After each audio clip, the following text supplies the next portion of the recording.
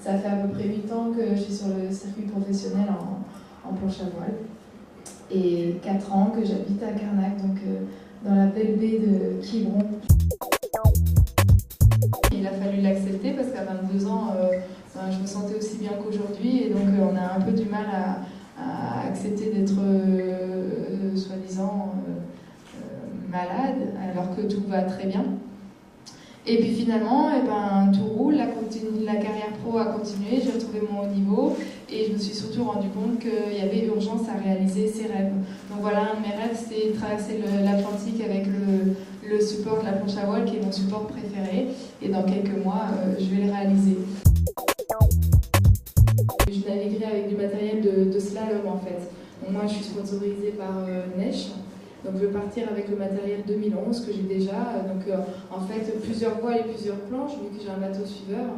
Donc des voiles qui vont aller d'une surface de 3,50 m à 9 m² pour pouvoir naviguer par tous les temps. En sachant bien que le matin quand je me mettrai à l'eau, il faudra vraiment que je choisisse bien mon matériel parce que tous les changements entre le bateau et du coup, et moi, la planche vont être assez violents en pleine mer avec la houle, je risque de me faire écraser, donc autant choisir la bonne voile.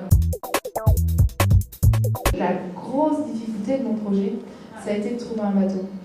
Parce que donc, quand j'ai commencé à prospecter, je me suis dit, c'est pas possible, il y en a aucun qui va réussir à me suivre.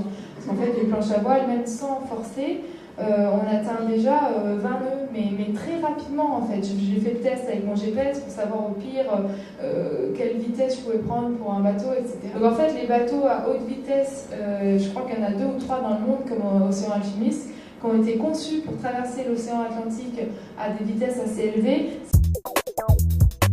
Il fera beau, mais 20 degrés en pleine mer, quand on est fatigué, ça peut paraître froid en fait.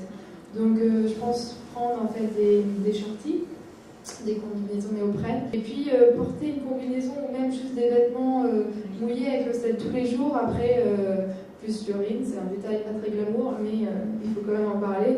Et c'est vrai que c'est pas facile, donc à mon avis il faut changer plusieurs fois de vêtements et de type de vêtements, de type de tissu, variés au maximum. Je prépare ça avec un préparateur physique. Et en fait, là, on est vraiment en train de bosser sur les pauses. Parce qu'apparemment, mon problème, c'est ça. C'est pas d'en faire, c'est justement, j'en fais trop. Et là, en fait, c'est d'arriver à bien se connaître et de ne pas rentrer dans le cycle de fatigue. Donc, toutes les heures, même si je ne suis pas fatiguée, il faudrait que je m'arrête, que je m'assoie sur ma planche, que je m'étire, que je bois un coup, que je mange un fruit sec. Parce que, en fait, sur une distance aussi longue et un effort aussi long, si tu rentres dans le cycle de fatigue, après c'est hyper dur d'en sortir. Du coup, c'est ça, c'est vraiment anticiper le mal en s'arrêtant régulièrement, en s'étirant, en buvant, etc.